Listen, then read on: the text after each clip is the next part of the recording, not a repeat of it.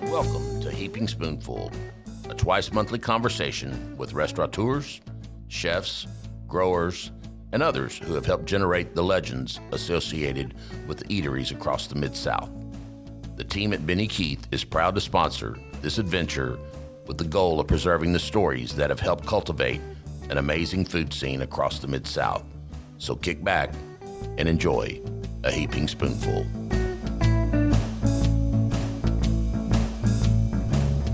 Well, hello out there, and welcome to Heaping Spoonful. This is Brian McFadden.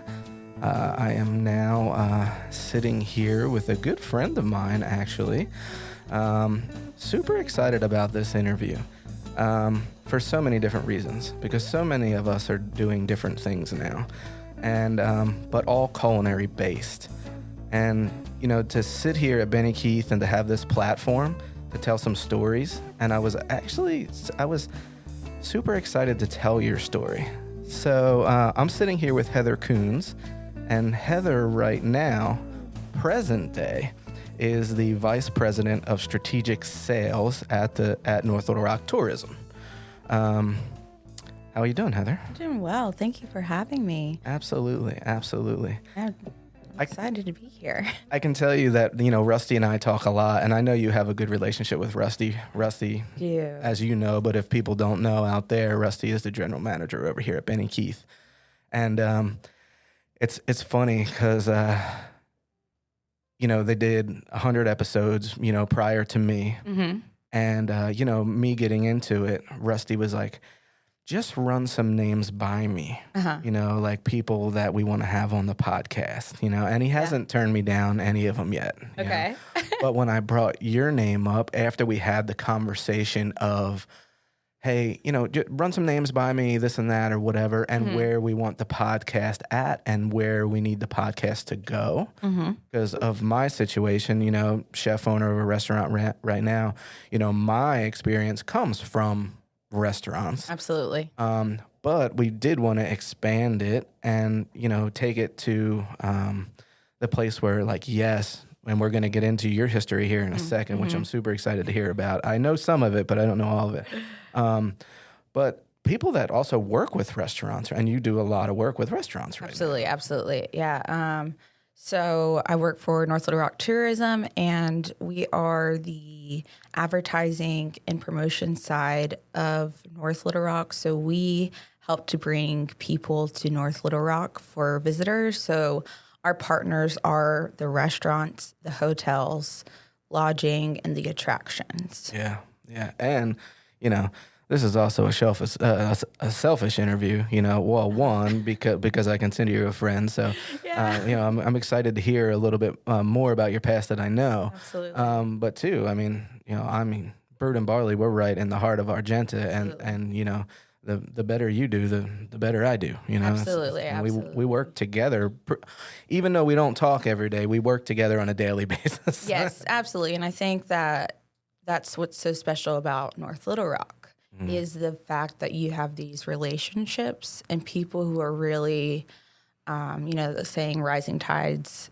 That's what it is here. You know, iron sharpens iron, man sharpens man. I feel like that is really the heart and soul of North Little Rock and the industry here. Yeah. So I work with you. So, you know, I want to thank you for allowing me to come on today. Absolutely, yeah. Benny Keith has been a great partner with us as well, Rusty, to really understand what the needs are, because I get sent in my office, but I need to be out in the industry. I need to be in these restaurants, going and meeting with you guys, going and meeting with distributors like Benny Keith, really understanding the pulse of the industry so that we can see where it's at, where we need to improve, and how we can really make the industry better, and that's by understanding what your needs are. Just like we do for a guest coming to a hotel, I need to understand what your needs are as a restaurant in North Little Rock. Who are you trying to bring?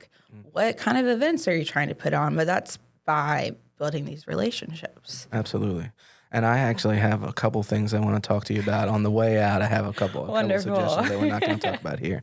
But when I did bring your name up to Rusty, he pointed at me and he said, "Yes, Brian, like that's what I'm talking about." Like, So like, and Heather has some restaurant experience, Yes. and that's where I want to start. Absolutely. So I want to talk like, okay, first experience working in a restaurant, like position, like how did that happen? Okay, so I'm gonna start young first. So I always loved being in the kitchen. My grandpa was a phenomenal cook, and so from a young age, I was like, I'm going to be a chef. I'm going to be a chef. I'm going to open up a restaurant. It's going to be called Ben's. I had it all worked out, and my mom understands me as a human, and she said, "Why don't you try it out first?" At like 13, and so I would sell pumpkin rolls as a kid. Nice. To the winter season, like for a little money. And I realized I didn't like being on my feet. Yes. It hurt a lot. And I was like, okay, I'm 12 or 13 and my feet are hurting. What's going to happen when I'm 45? Mm-hmm. I was like, I don't think this isn't it for me. And so we fast forward and it's 2018. I was working in hotels in Miami Beach, Florida, and I was just burnt out. If you ever worked in the hotel side, it's exciting, but it's all encompassing. It's grueling. It really is. And so when I came to that hotel, I was hired as what I thought was a recreation manager because that was what my experience was in. Aquatics, recreation, activities, like that kind of side of things, working at a pool. And it turns out it was an F&B manager. There you go. Yes. So that was what my title was. And I walked in and I was like, okay, well, I have actually never formally worked in a restaurant, but I guess I'm now helping to manage this. Exciting. So it was baptism by fire. But it really, what I loved about that, because I worked with the servers, sometimes I got to expo. I don't know why they let me do that, but it was the most exciting and exhilarating thing in the whole entire world. Oh, it gets my heart pumping. Yes. And so I would get to kind of be in the kitchen. That was really my first true experience of being in a kitchen and kind of seeing how it worked. And I love to sit and watch. Yeah. That was my favorite thing at the hotel. It's a really large hotel, 700 rooms. That's a big hotel. It's massive. Yeah. During the winter season, we'd have like 1,400 leisure travelers, right? So they're just like out on the pool deck. So it'd just be insane. And I loved every second of it. But that was really my first experience of seeing how a kitchen worked. And I was really thankful because those guys, the F&B director, the chef down at the restaurant that was at the poolside really allowed me to watch and learn. Nice. And I was intrigued. And then after a while, I was like, this isn't the role for me. I don't really want to be here. I want to do something different. And I decided to leave my job and become a server. Yeah. Hey. Yeah. Rock and roll. Absolutely. When if you've ever worked in a restaurant and you've overseen that, you get to see the tip pools. And whenever your tip pools for your servers are twice your salary, and that's just their tip, you're like, okay, maybe I'm on the wrong side here in Miami. And there's just so much opportunity down there. And so I actually ended up coming onto a restaurant called Planta. This is something, forewarning, you should not do this. I told them I had experience serving. They definitely knew within days. So I went in, I said, here's my application. I want to be a server. They were a brand new restaurant opening, and I had the best person who trained me ever, Telma. Nice. And Telma really introduced me what it means to serve. But this restaurant also took training very seriously. So as a server, I first had to learn the menu. You had to know every single ingredient in that menu because it was a vegan restaurant. Oh, yeah. There you go. So you had to, as a vegan restaurant, you have a lot of people that might come in with allergies. So you really have to know what is in every single dish. Yep. So our chef on the line would ask us, what's in this this plate? What's in this salad? Name every single ingredient. And you had to name it. Yeah. What's in the sauce? So we had. That was kind of my first experience there. And then you trained for weeks and you had a test that you had to take, right? So that was just to be able to serve, just to get your feet on the floor. And so I was every day going home studying, made note cards because I'm like, I need to learn this because I want to work and I want to do this and I want to be good. And so that was my first experience there. Is at Planta in south of 5th in Miami Beach. Yeah, and it was probably busy as heck because that area is crazy. It was insane. Yeah. So the restaurant opened the week I started, and within like 3 weeks, I was on the floor working as a server, and it was brutal. It was the hardest thing I've ever done. Just hustling. It was the hardest job. Understanding the flow, right? Because if you've ever worked in a restaurant, there is a flow of things. Oh yeah. So once I figured out the flow, I was like, oh, I got this. Yeah. I got this. It's a process. It's a step. Yeah. Well, listen, this is what I just heard. So you started in a very, very busy restaurant, first serving job. Figuring out the flow of a restaurant, of being a server on top of that, and then you at a plant-based restaurant. Yes. I think that's what I need to do. I need to go work as a server in like a plant-based, in like Absolutely. a vegan, vegetarian restaurant, so I can. People are always asking us for different like vegan stuff, and I'm like, have you read my menu? Like, I need to, but that's on me. I need to learn. Well, it's what I learned was that it's no different, but like you have to have the, just like for you and your dishes, you have to have the right ingredients and stuff, and and if you already are because everything is just, you have to make everything in the kitchen. Yeah, right? Everything is from scratch, and you have to know where it's from, and they had accommodations for gluten-free and things like that. And so just like you need a proper kitchen for like kosher, you need a proper kitchen for vegan food. And at that time too, you're talking about like 2018, 2019. That's like when that was the big push for plant-based stuff. So that's probably one of the only plant-based restaurants in the area. It was the only vegan restaurant, I want to say, on Miami Beach. Yeah, see? On the beach at that point. So you just named like 3 or 4 like super big challenges. Yes. It was definitely the unexpected. And I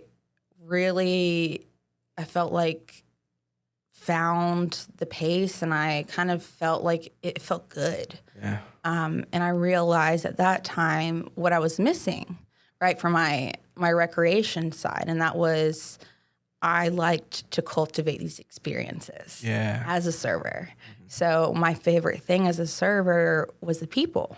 It was being able to talk to my guests and tell them places to go. Like, what do you like to do? Like, oh, you want more vegan restaurants? Here's some other ones you should go to. Yeah. Oh, like, here's a hole-in-the-wall place you're not going to find anywhere. That was, like, my most favorite thing about being a server. Absolutely. Was really that storytelling and being able to maybe cultivate their experience to be a little bit different and unique to them. Yeah, for sure. And, so you talk about tourism, which is where you're at now, but I mean, Miami, obviously a huge tourist spot. And I know, I can tell you this right now that my wife and I do this. I taught my wife, I can tell you that. I taught her to do this. So when she's like when she's, with her girlfriends and they're traveling and stuff, and this is what you do, exactly, the experience that you talked about. Is I do this with my cousin when we go away. We just did it. We were just in Myrtle Beach. You talk to the servers, talk to the bartenders. Okay, we are going to eat here now, but when you leave tonight, where do you hang out? Because that's where we're going to go next. Exactly. And I think that's what gets in the blood. We all talk about it. If you ever worked in the industry, you're like, I don't know what it is. It gets in the blood. It's the culture.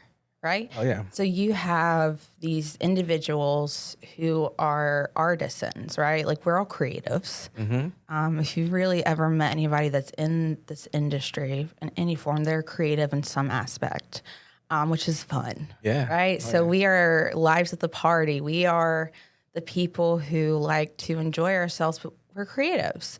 And so I think that's just the exciting part about it is you also cultivate this family. So then afterwards, you're all hanging out together when the restaurant closes, or you're also going through trials and tribulations, or you're crying in the walk-in because you're so stressed out, or you're just like, I just need some truffle fries. Like, if I have some truffle fries, I'll be able to get through the service. Just give me some French fries and I'll be okay. I'll be okay. I don't need an ibuprofen. I just need some French fries. I just need some fries. Crying in the back corner. I love that. That's a total T-shirt right there. Yeah. I don't need ibuprofen. I just need some French fries. Absolutely. Just give me some truffle fries. I'll be fine. But that's a thing. And you talk about the culture, you know. So I don't. I just had JoJo Sims on.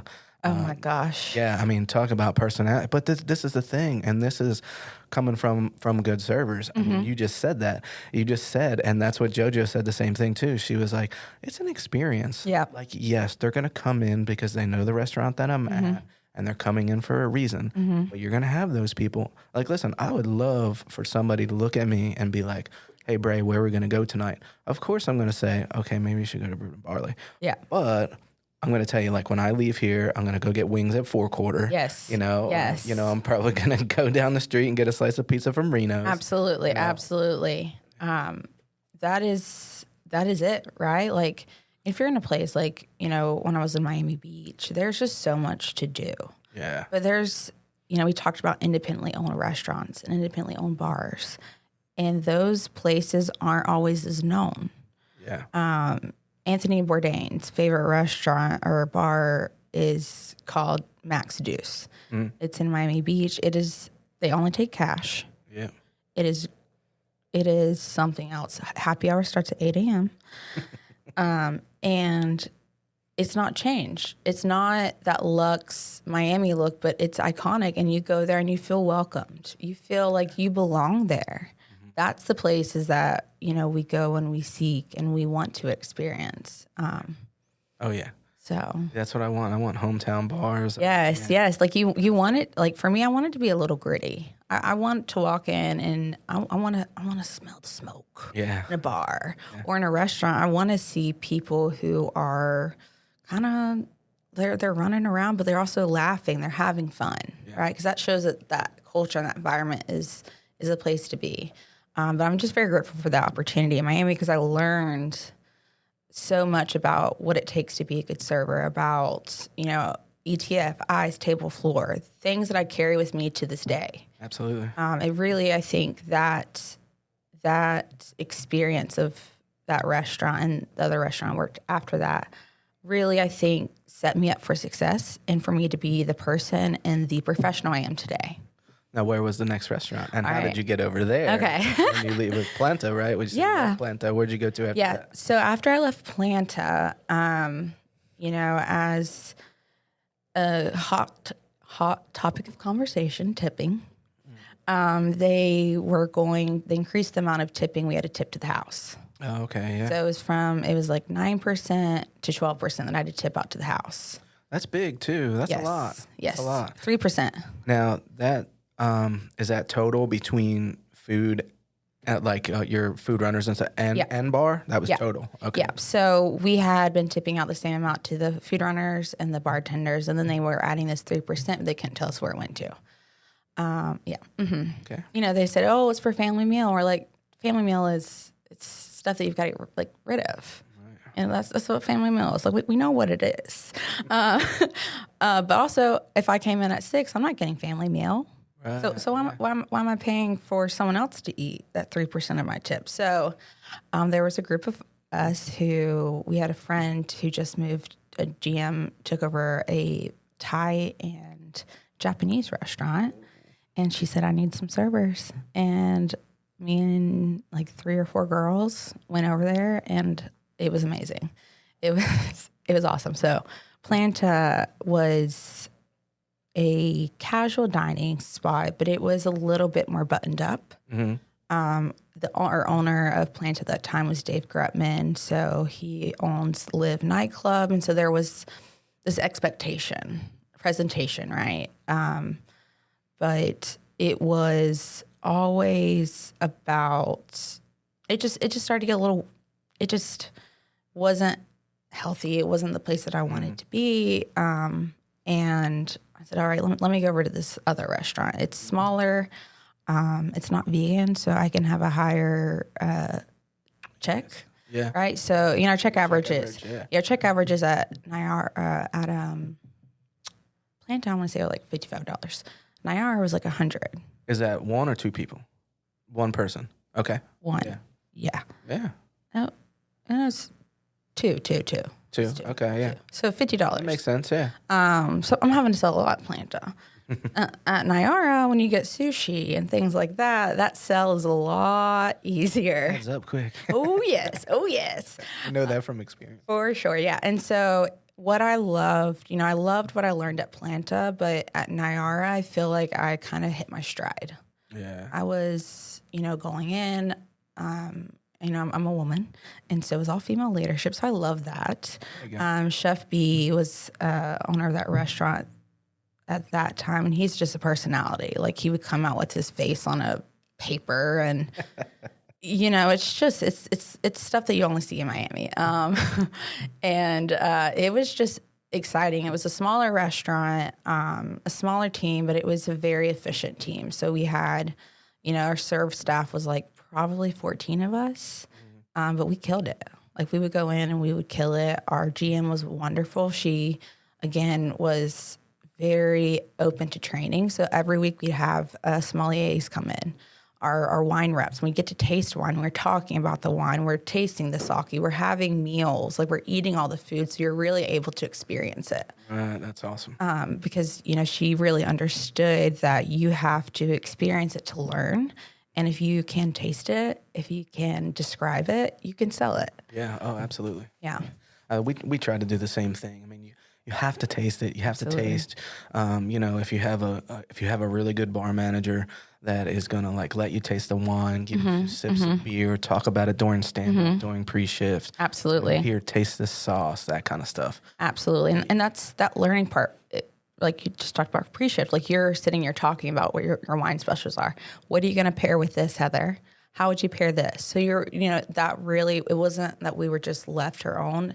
It was always this environment of learning. I love that, yeah. Yeah, it was great. And I'm so grateful for both of those experiences because of the information I learned, and now I can take it into my current role. Yeah. Getting to work with restaurants, and I understand that side of things. I understand the stress of being weeded. Yeah.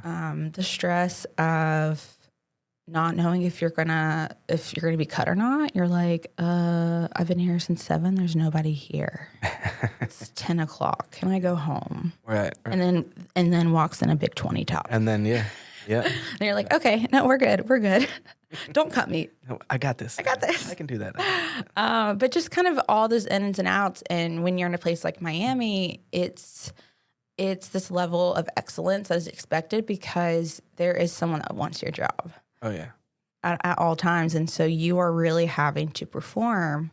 And it's taxing on you. It can be very stressful.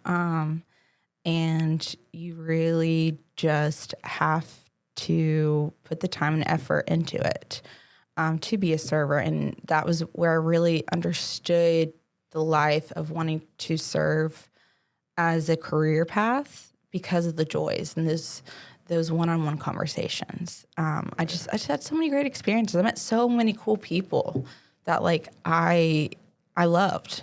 I loved the people. I loved the environment. I loved the fast-pacedness, and I also loved the consistency.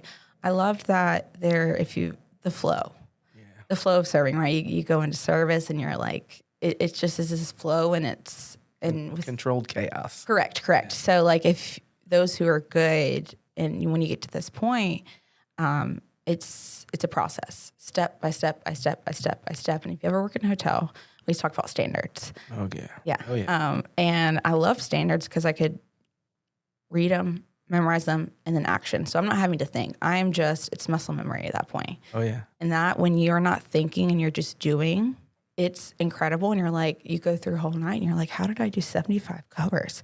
I don't remember a thing. You just black out and you just go. Yeah. Go. You go on autopilot. Absolutely. At the end of the night, you're sitting there rolling silverware and you're like, wait, what just happened? Yeah, you're like, wait, I got here at 5. It's 1 a.m. Oh my God. How did this happen? I'm drinking a glass of wine now. Yeah. Where did I get this? Absolutely. So that was my experience there in the restaurant industry, and it was it's intense in Miami. You've got season, you've got millions of visitors coming through. You might be turning your restaurant 3 times in a night. 3 turns. It's the most exciting and thrilling thing ever. Yeah. And you go home and you're like, I can't sleep because the energy is there. That's always a thing with my wife too.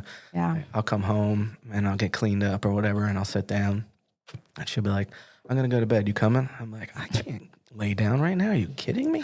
I'm up here." Yeah, I gotta sit here for a minute. And sometimes you just sit there, or listen to an audiobook, or you put something stupid on the TV, and sometimes you scroll, whatever. Yeah, absolutely. But there's no just going home and going right to bed. Absolutely. Your adrenaline's just pumping, and you're at this place that you can only do, and you only get that from being in something like our industry. Yeah.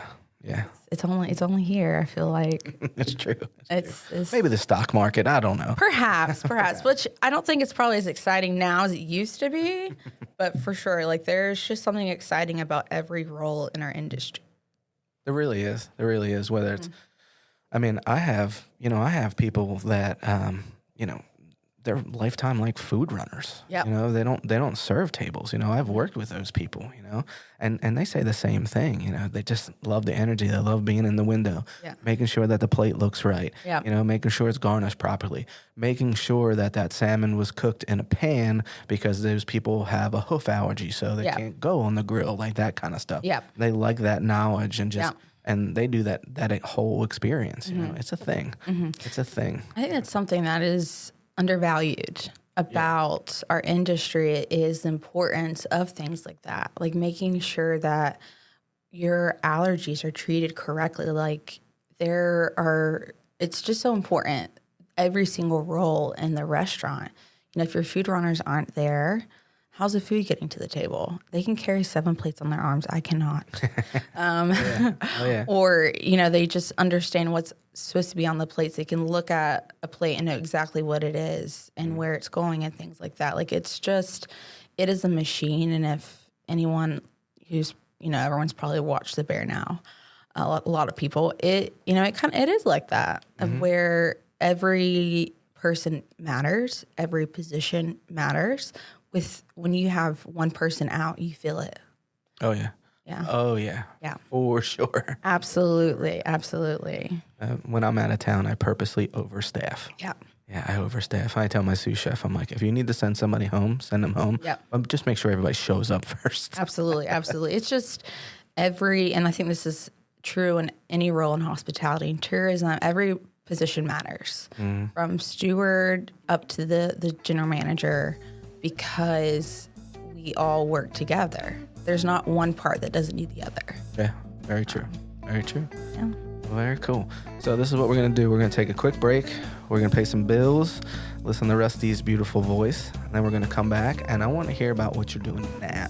Yes. All right. We'll be right back. I hope you're enjoying this episode of Heaping Spoonful. We at Benny Keith Foods enjoy talking about the food scene almost as much as we enjoy providing the top quality ingredients that help restaurateurs and chefs across the Mid-South create their magic. Now let's dive even deeper into the culinary world with your host, Chef Brian McFadden.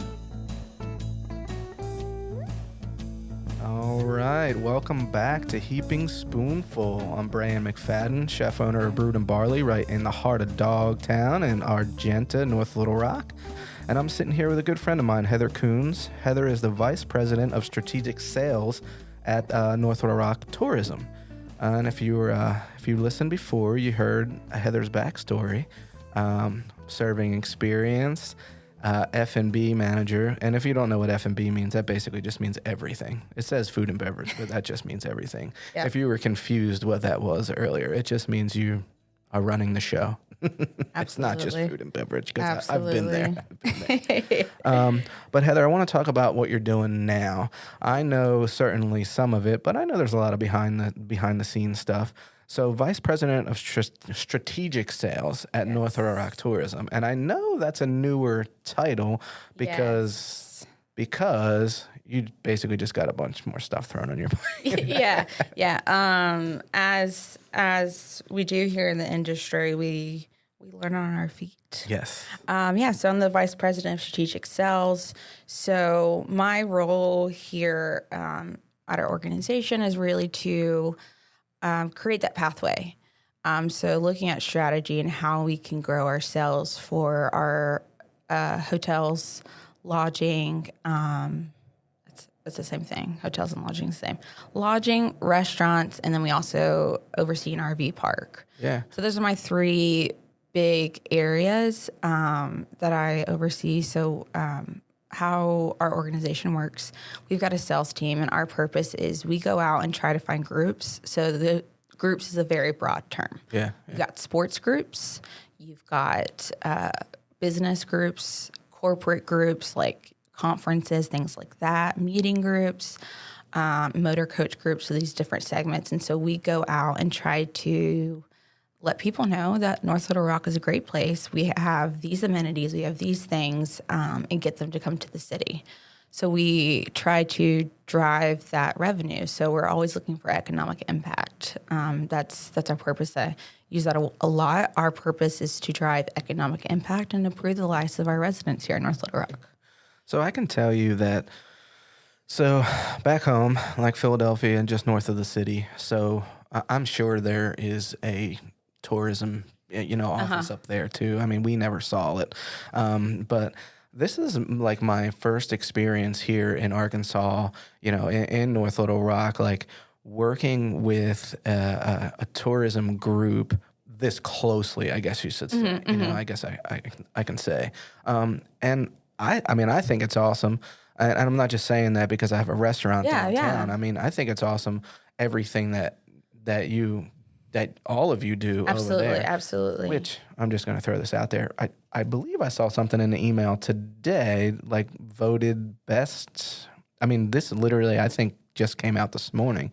Might be up for grabs right now, but at least nominated, which last year, like the tourism group won some awards, and I know that you have a part of that for sure. But when we talk about, we talk about lodging, we talk about the RV park, talk about hotels downtown, which I know we have another one coming soon. Yes. Not soon enough, but soon. Yes.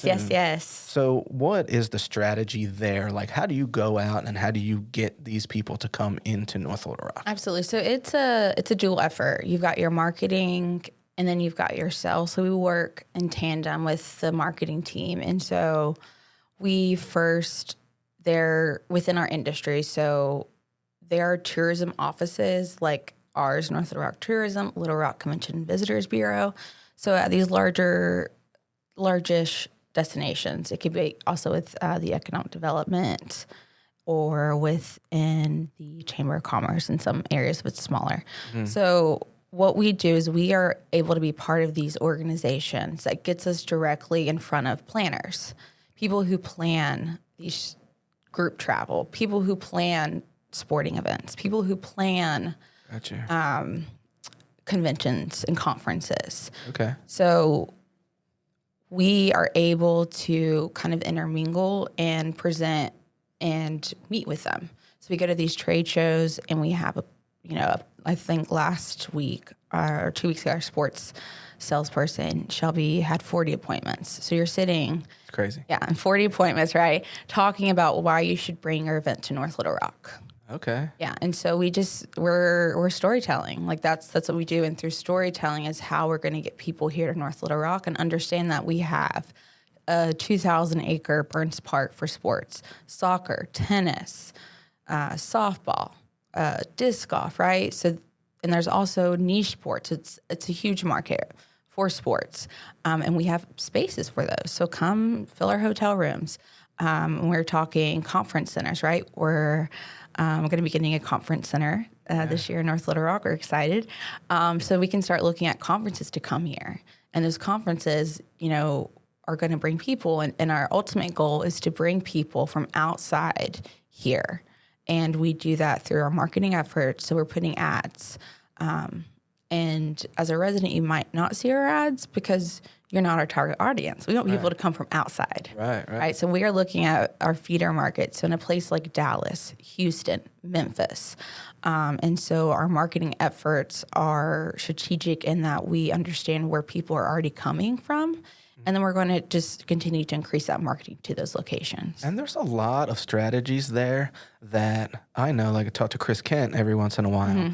And he's like, oh yeah, like what we did was we started looking at like where like say like repeat customers, like Correct. credit cards and all Correct. that kind of stuff. Like it, like there's so many strategies there that are like they're way over my head.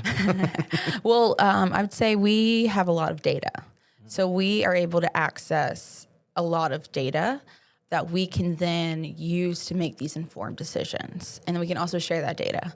So we can let, our restaurants know, for example, we do a restaurant month every year, and we do it in the month of January because we see that is one of the lowest months for tax collections. Yeah. So that's where we need to move the needle, right? So we look at things like tax collections to see where things are at. So, okay, you've got a low month in January, February, August. What can we do to move that needle up so it's not as low? And we do that the same thing with lodging, right? Okay, so if our lodging partners are at a 90% occupancy in May and June, I don't need to focus my efforts on the month of May and June. Now, let's look at July and August. When you see a dip there, okay, well, that's where we need to focus our efforts. So we're really looking at the market and where it's at and where we need to, move the needle, where we need to increase. Right. And so that's through data that we can access because of the type of organization we are that you would otherwise not. And that's where our funding goes to as well. So we're really trying to understand the visitor profile, what type of visitors coming, what's their socioeconomic status, what is their ethnicity, what is their origin, what type of traveler they are. Right. So you and me, we're probably more of an adventure traveler, right? We're there we're there to have a good time. So, and we want to go off the beaten path, but not everyone travels like us. Yeah. So we have this information that we can learn and understand who's coming to North Little Rock and what type of visitor they are. So when I'm going to create an ad for someone who likes things maybe a little bit more buttoned up, that's going to look a lot different from an ad that is focused on sports, right? So we're just really segmenting and through that storytelling. So that storytelling matches those needs. So it's fun. It's really cool. Yeah, it's really cool. And it's also, I've had those conversations too with you, with guys like Chris Kent, like talking about like, Brian, you probably shouldn't put all your efforts here. Like I'll talk, I think it was last year or something like that. We were talking, you and I had a conversation, then I happened to talk to Chris about it. And he was like, oh, yeah. He's like, yeah, well, the reason why we're doing that is because, we just looked at all this data and we just think if we have this festival at this time, all these people are going to come. Yeah. Like it's one of those things. Yeah. Or like, dude, don't focus on your kids menu as much because it's not, no, we're not bringing kids in. Yeah, like that's absolutely. not a thing, Yeah. And it helps. And not a lot of people understand. I mean, like I said, this is the first time I've worked with a visitors bureau, like tourism, like so close. And I never knew before because I was ignorant to it. I also wasn't an owner before, so but it works. It works. I mean, you guys are obviously killing it right now, but yeah, that stuff works. I'm gonna share a secret. I didn't know that we existed either. I had no idea. And that's kind of the thing, though, is that we're kind of not supposed to be known. Right? In a way, because you are supposed to just feel our work. Right. You're supposed to see it, but you don't necessarily see us all the time, which is something that our industry is changing because we are community members. We are uplifting our community, and they need to know the work that we are doing, and also so we can work together. We've got, like I mentioned, we do a restaurant month. The purpose for a restaurant month isn't for visitors to come and spend money in January because there's historically they usually don't. Yeah, the visitors aren't coming. There's a reason why that's down. So then at that point, we're advocating to our community members and people, here in Central Arkansas, hey, come support our restaurants in January because it's the hardest month. Like, let's get these guys through. Right. And so that collective effort and the advocacy and the importance of what we do and what tourism does for our community, you can't replace it. right? It's just that impact that we're trying to do and have. We need the community support, and that's what I think has been wonderful about North Little Rock Tourism. Is when I came on, I was just working with restaurants. Right. So that first year, I went to every restaurant. It was just I dove headfirst into the restaurants here and visiting everybody and talking and learning and seeing and really kind of building those relationships that hadn't been built because it takes time. Yeah, for sure. To go to these restaurants, to sit down and talk with you. And so I think that our organization really understood the need for a position like that. Yeah. And so as I've evolved in the organization, the role has too. And so I'm just really grateful to be here and to continue the hard work that we're doing. We've won these awards and stuff, but the best part isn't that. The best part is running into someone like you and you telling like my mom, like she's doing a great job. That is the best thing in the world you could do for me, I promise. But things like that, those moments with our residents and our community members and seeing them get to experience these things. We had a pickleball tournament and there were the number one players in the world there, right? People from Sweden, Spain. That was just last weekend, right? Yeah.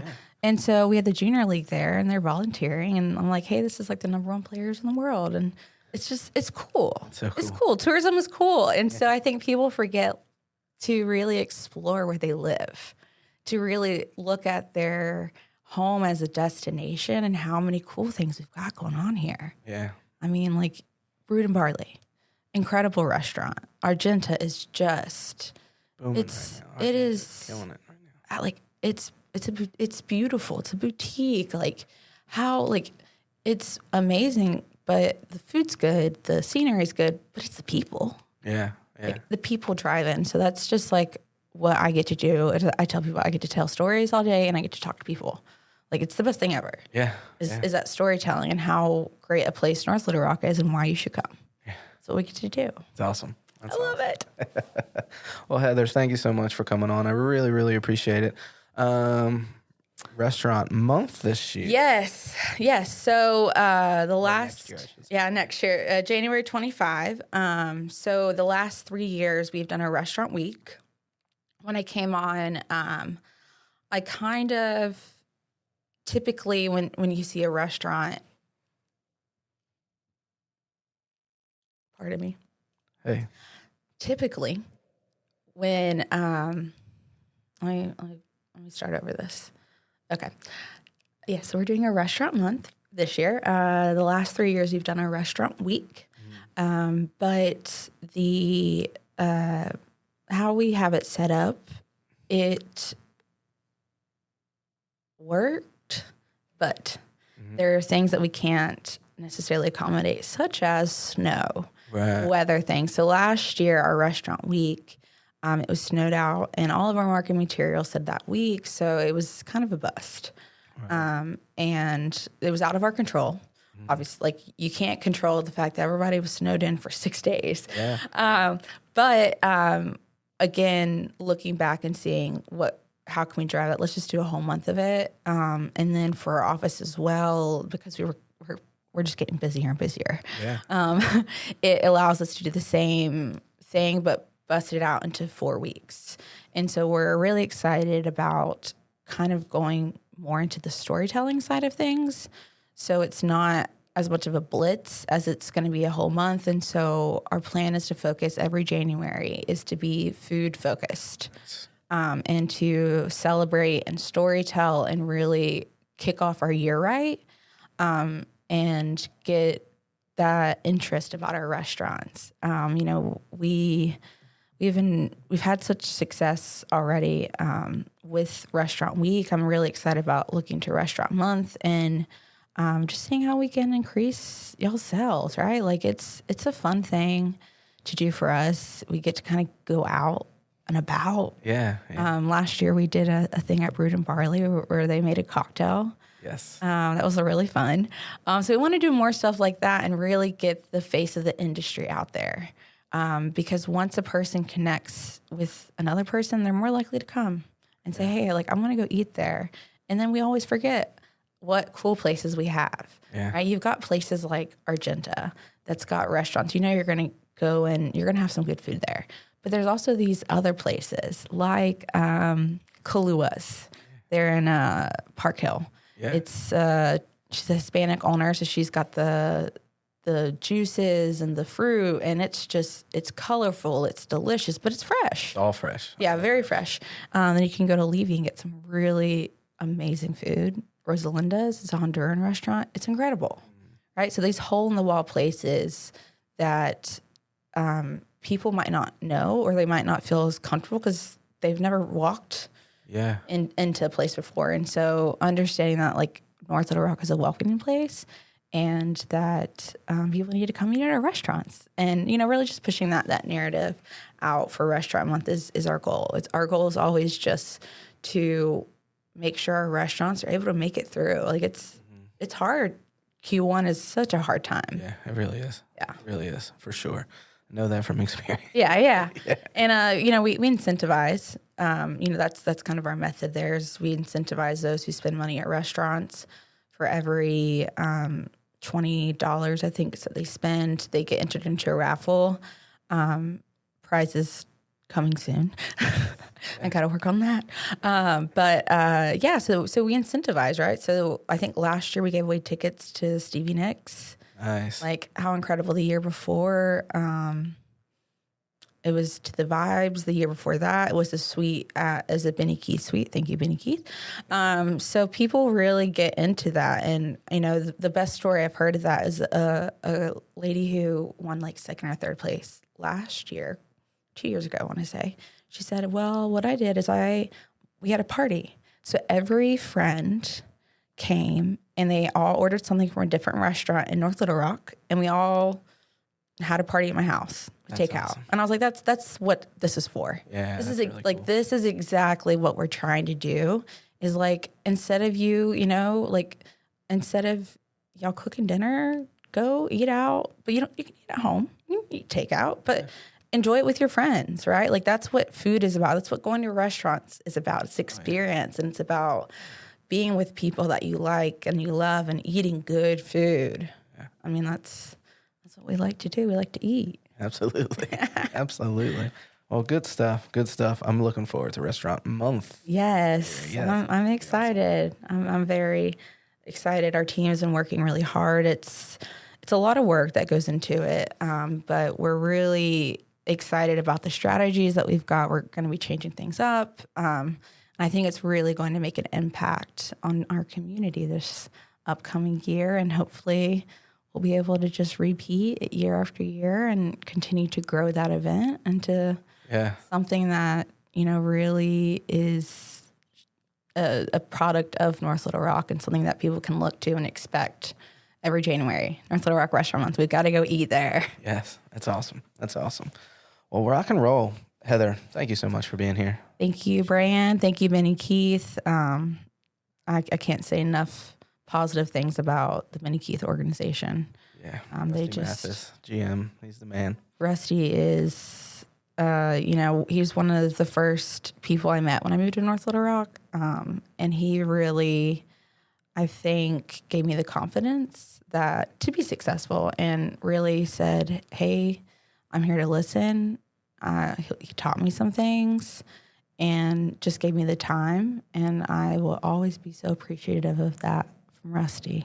That's awesome. Yeah, absolutely. Awesome. He's such a good dude. He is. Sometimes you just sit and like share a glass of whiskey and like smoke a cigar with Rusty, and he's just like spitting knowledge, and you're just like, I don't think I want to be anywhere else right now. Oh yeah. Like it's just, he's a creative, and it's fun working with people and organizations like Benny Keith. Every person here is, it's just a great organization, and we're so lucky to have a company like this in North Little Rock.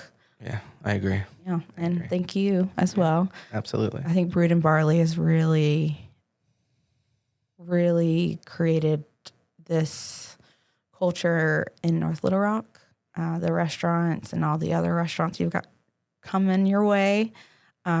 It's that investment is so needed and appreciated, and these independently owned restaurants are so important to the industry, our city, and the livelihood of North Little Rock. So thank you for your hard work. Oh, you play a big part in that. You help us out a lot. Thank you. Thank you. We certainly like to thank everybody here at Benny Keith. Certainly Rusty Mathis that, we just talked about, GM over here, and this podcast is Rusty's baby, and I hope we're making him proud. I would love to thank Rob Nelson. Rob Nelson is the head of technology over here at Benny Keith, and he's making us sound good right now. Rob, thank you very much. All right. You can hear the podcast on any platform, from Spotify to Pandora, whatever you're using out there. And you can listen to us the first and third Tuesday of every month. You can hear Heaping Spoonful. Thank you, folks, and we'll talk to you soon. We hope you enjoyed this episode of Heaping Spoonful. On behalf of all of us at Benny Keith Foods, Mid-South Division, please know how much we love connecting you with the legends of the culinary scene and their unique stories. I look forward to the next time we can offer you another Heaping Spoonful.